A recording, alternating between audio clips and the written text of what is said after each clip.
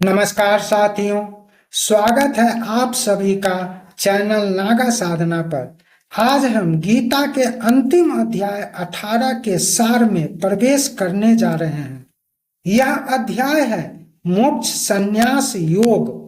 आज हम लोग अर्जुन श्री कृष्ण संवाद के अंतिम पड़ाव पर हैं, जहां भगवान श्री कृष्ण संपूर्ण गीता का निष्कर्ष और परम रहस्य हमें सुनाते हैं। दोस्तों, मैं हूं एनपी सुशील और आज आप देख रहे हैं गीता अध्याय 18 का सार। इसी वीडियो में आज घोषणा की जाएगी उन नामों की जिनका जन्मदिन 10 सितंबर को है। पूरा वीडियो देखिएगा, क्योंकि जहां एक ओर हम समाप्त कर रहे हैं गीता सार की श्रृंखला को, वहीं शुरू कर रहे हैं जन्मदिन, बधाई, शुभकामनाएं एवं जन्मदिन को सबसे सकारात्मक ढंग से मनाने का उपाय, जिसे तैयार कर रहे हैं हमारे चैनल के सहयोगी ज्योतिषाचार्य। आपके जन्मदिन पर न केवल आपको शुभकामनाएं दी जाएंगी, बल्कि यह भी बताया जाएगा कि उस दिन कौन सा कार्य करना आपके पूरे साल को सुख, समृद्धि और सकारात्मक ऊर्जा से भर देगा। इसके लिए आपको केवल इतना करना है कि अपने जन्मदिन की तिथि, स्थान, जिला, राज्य और देश के साथ और जन्म का बिल्कुल सही समय हमारे चैनल के व्हाट्सएप नंबर पर, जिसकी जानकारी वीडियो के डिस्क्रिप्शन में दी जाती है, पर जन्म तिथि से 10-15 दिन पूर्व भेजना होगा, ताकि हमारे सहयोगी ज्योतिषाचार्य गणना करके आपके लिए शुभ संदेश तैयार कर सकें। व्हाट्सएप पर भेजी गई सूचनाएं बिल्कुल गुप्त रहेगी।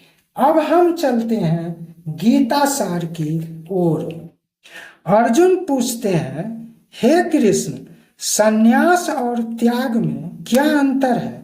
भगवान श्री कृष्ण गीता अध्याय 18 के श्लोक 2 में अर्जुन के प्रश्न का उत्तर देते हुए भगवान बताते हैं, इच्छाओं से प्रेरित कर्म का त्याग करना ही संन्यास है, और कर्म करना किंतु फल की चिंता नहीं करना ही सच्चा त्याग है। भगवान श्री कृष्ण गीता अध्याय 18 के श्लोक 7 से 9 में कर्म के प्रकार को बताते हैं।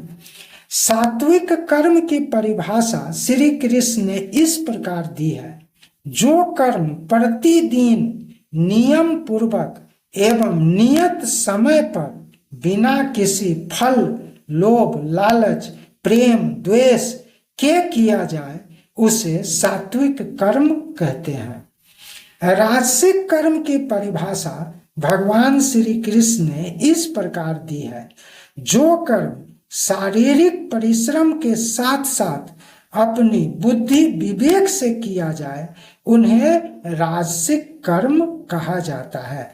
इस प्रकार भगवान तामसिक कर्म की परिभाषा भी देते हुए कहते हैं, जो कर्म आलस्य, अज्ञान और दिखावे के लिए किया जाए, उसे तामसिक कर्म कहा जाता है। भगवान बताते हैं कि कर्म से परे कोई नहीं है, किंतु कुछ लोग नित्य, नियम पूर्वक और पूर्ण ज्ञान से कर्म करते हैं और फल की भी चिंता नहीं करते, वे ही तो सात्विक कर्म करते हैं।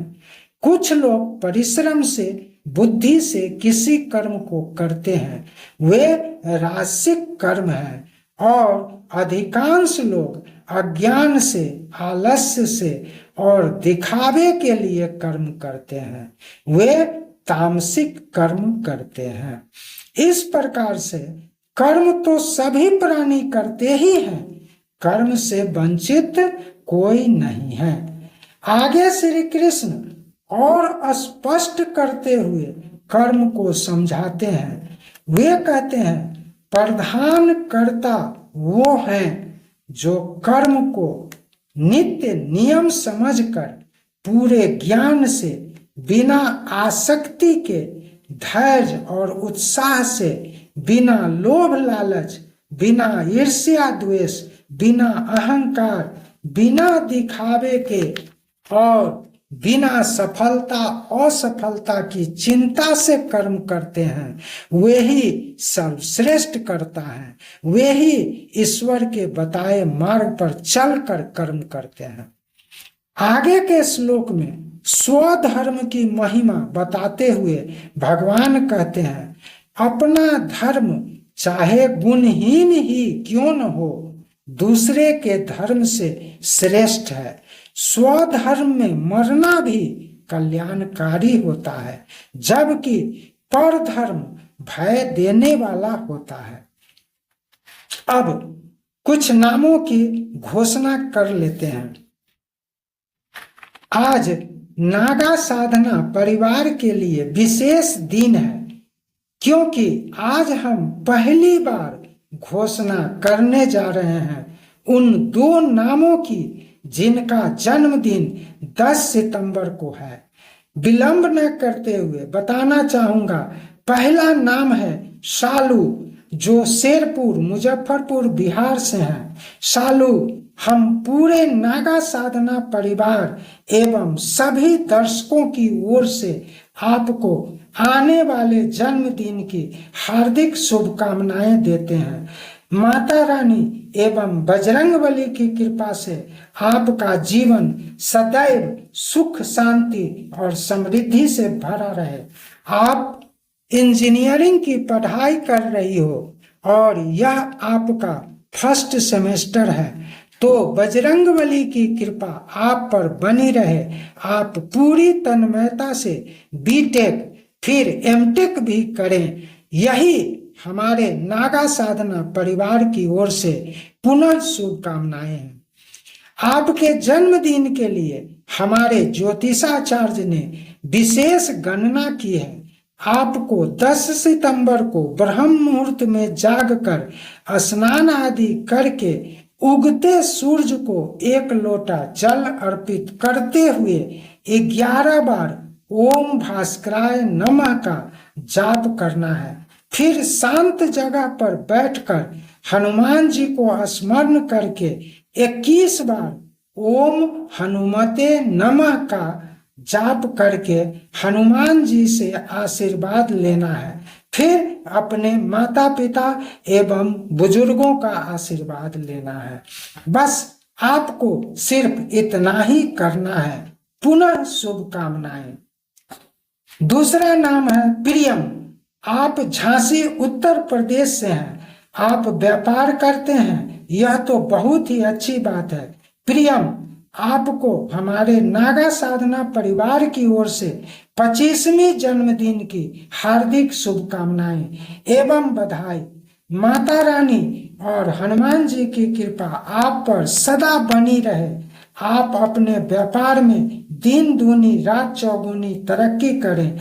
इस वर्ष को अति शुभ एवं सफल बनाने के लिए हमारे ज्योतिषाचार्य आपके लिए एक विशेष कार्य योजना तैयार की है, जो आपके पूरे वर्ष को सफल बना देगा।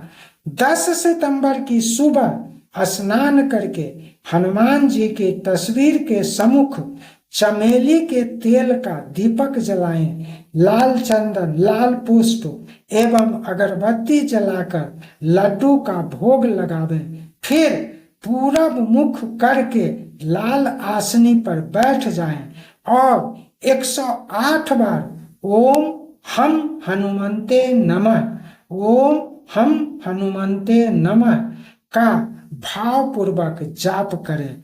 अंत में हनुमान जी का आशीर्वाद लेकर माता पिता एवं बुजुर्गों का चरण स्पर्श करें।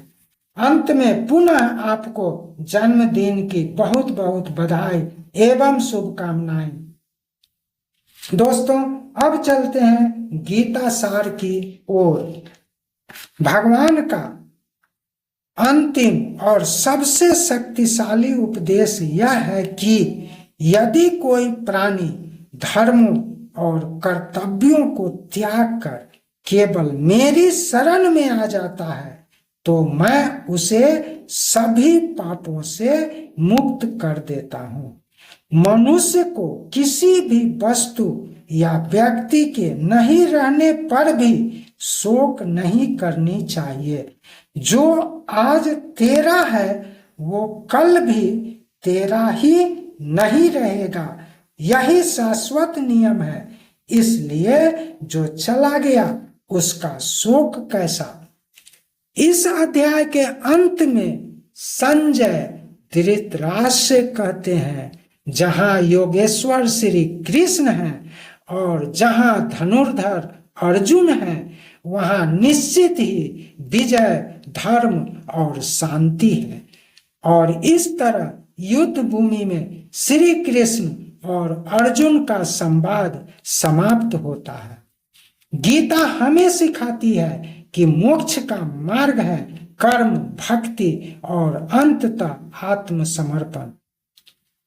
दोस्तों, आज का संदेश यही है, कर्तव्य करो, फल की चिंता मत करो, अपने धर्म का पालन करो और अंततः अपने जीवन को प्रभु के चरण में अर्पित कर दो। यदि वीडियो पसंद आया हो तो अपने इस चैनल को सब्सक्राइब कीजिए, वीडियो को लाइक शेयर कीजिए और अभी तक धैर्यपूर्वक वीडियो देखने के लिए आप सभी को बहुत बहुत धन्यवाद। जय श्री कृष्ण।